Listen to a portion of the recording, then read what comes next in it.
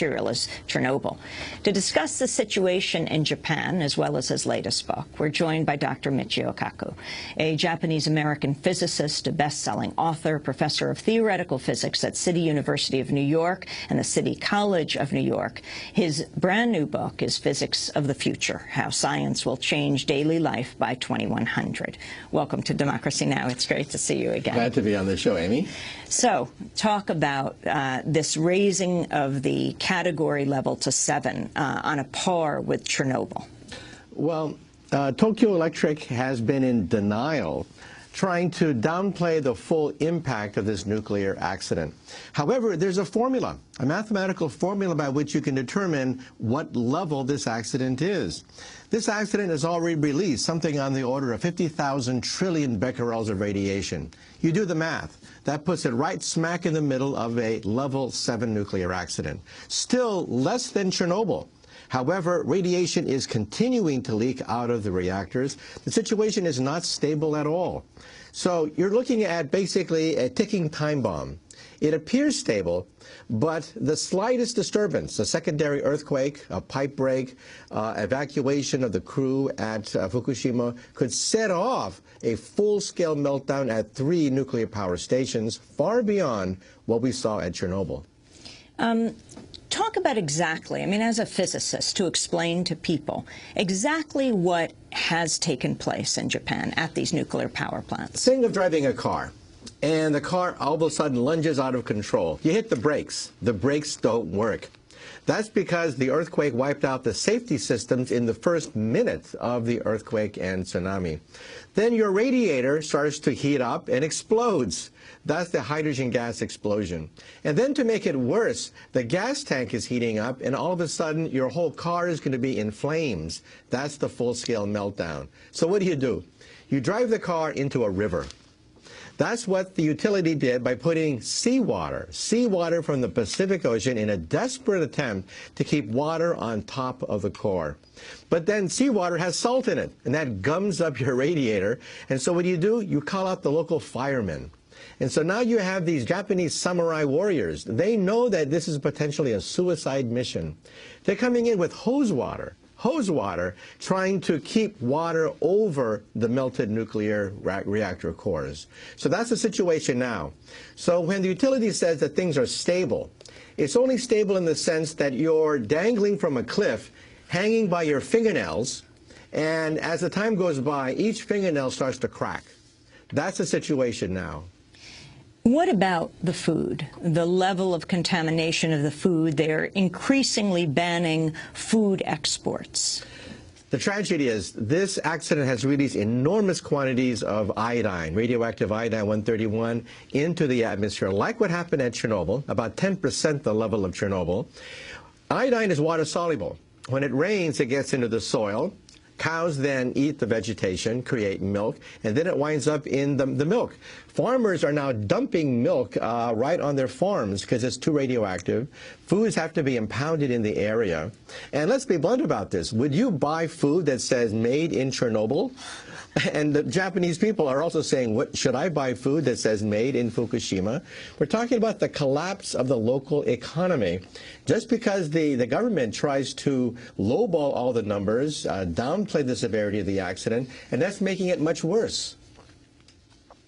What do you think has to be done now? I mean, one of the biggest problems is secrecy, both with the Tokyo company that runs the plants and also the government, the constant downplaying from the beginning. And yet there are so many people who have been evacuated who are demanding compensation. There was just a major protest at TEPCO with the people in the area who've been evacuated, no jobs, no money, saying we demand compensation. Well, TEPCO is like the little Dutch boy. All of a sudden, we have cracks in the dike. You put a finger here, you put a finger there, and all of a sudden, new leaks start to occur, and they're overwhelmed. I suggest that they be removed from leadership entirely and be put as consultants. An international team of top physicists and engineers should take over with the authority to use the Japanese military. I think the Japanese military is the only organization capable of bringing this raging accident under control. And that's what Gorbachev did in 1986. He saw this flaming nuclear power station in Chernobyl. He called out the Red Air Force. He called out helicopters tanks, armored personnel carriers, and buried the Chernobyl reactor in 5,000 tons of cement, sand, and boric acid. That's, of course, a last-ditch effort, but I think the Japanese military should be called out. To do? Because of the fact that the radiation levels are so great, workers can only go in for perhaps 10 minutes, 15 minutes at a time, and they get their year's dose of radiation. You're there for 1 hour, and you have radiation sickness. You vomit, your white corpuscle count goes down, your hair falls out. You're there for a day, and you get a lethal amount of radiation. At Chernobyl, there were 600,000 people mobilized, each one going in for just a few minutes, dumping sand, concrete, boric acid onto the reactor site. Each one got a medal. That's what it took to bring one raging nuclear accident under control. And I think the utility here is simply outclassed and overwhelmed. And yet these workers are in for much longer periods of time. That's right. And we don't even know how much radiation levels they're getting because many areas around the site have no monitors. So we don't even know how much radiation many of these workers are getting. And that's why I'm saying if you have access to the military, you can have the option of sandbagging the reactor, encasing it in concrete, or at least have a reserve of troops that can go in for brief periods of time and bring this monster under control. What about the evacuation zone? Is it big enough? It's pathetic. The United States government has already stated 50 miles for evacuating U.S. personnel. The French government has stated that all French people should consider leaving the entire islands. And here we are with the government talking about 6 miles, 10 miles, 12 miles. And the people there are wondering, what's going on with the government? I mean, why aren't they telling us the truth? Radiation levels are now rising 25 miles from the site, far beyond the evacuation zone. And remember that we could see an increase in leukemia. We could see an increase in thyroid cancers.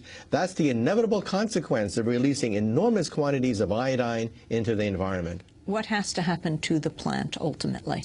Well, in the best case scenario, this is the scenario devised by the utility itself.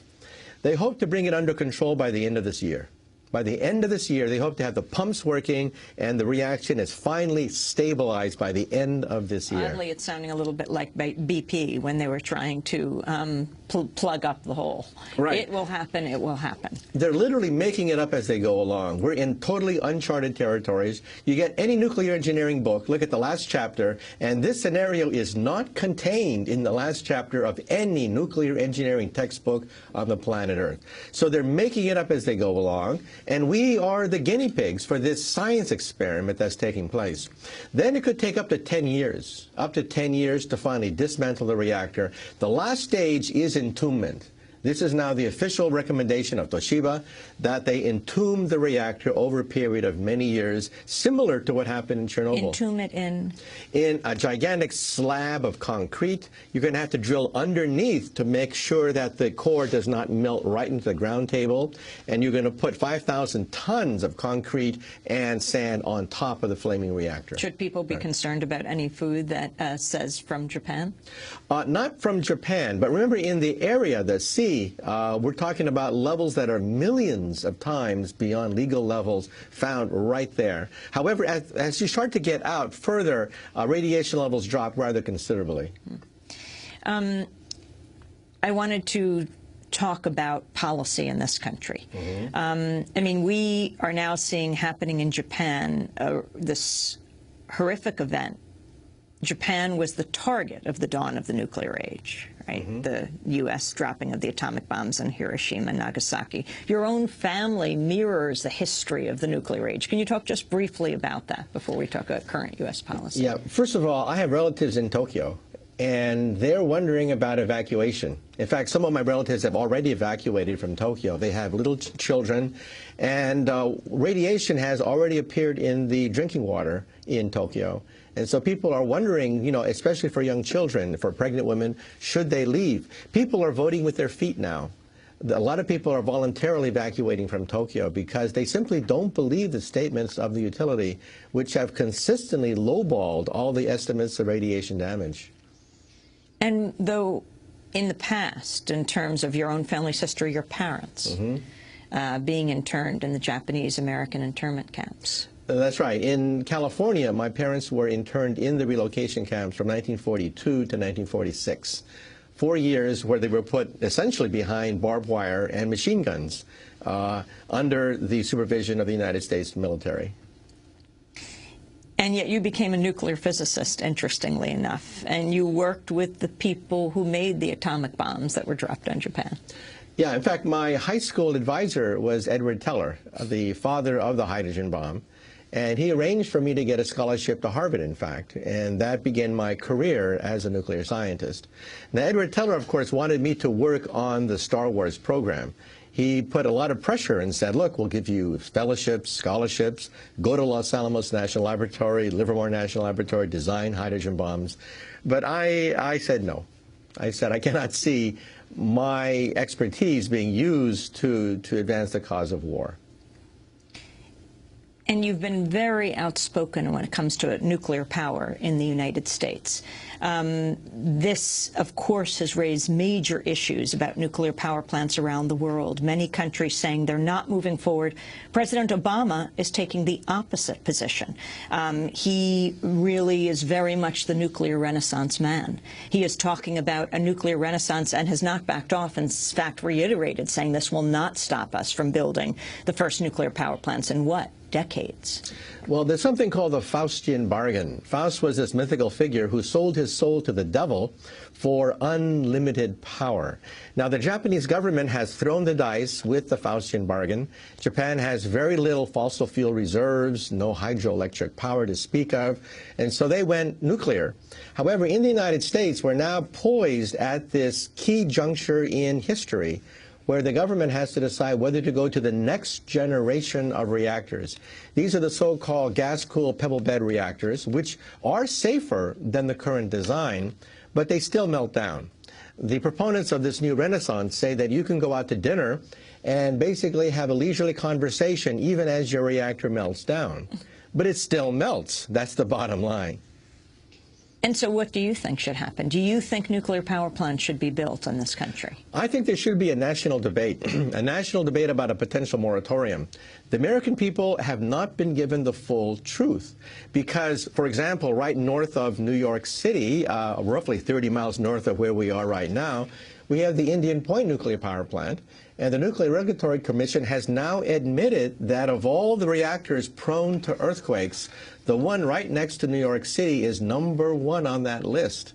And the government itself, back in 1980, estimated that property damage would be on the order of about $200 billion in case of an accident in 1980 dollars at the Indian Point nuclear power station. No private corporation could even build a nuclear power plant. You have to have the taxpayers footing the bill. You have to have what is called the Price-Anderson Act, having the United States government guarantee the insurance. Nobody will guarantee, nobody will sell an insurance policy for a nuclear power plant, because who can afford a $200 billion accident? That's why the United States government has underwritten the insurance for every nuclear power plant. So the Price-Anderson Act is an act of Congress that mandates the U.S. government, the taxpayers, will underwrite insurance because nuclear power stations are not insurable. We're talking to Dr. Michio Kaku. We're going to go to break.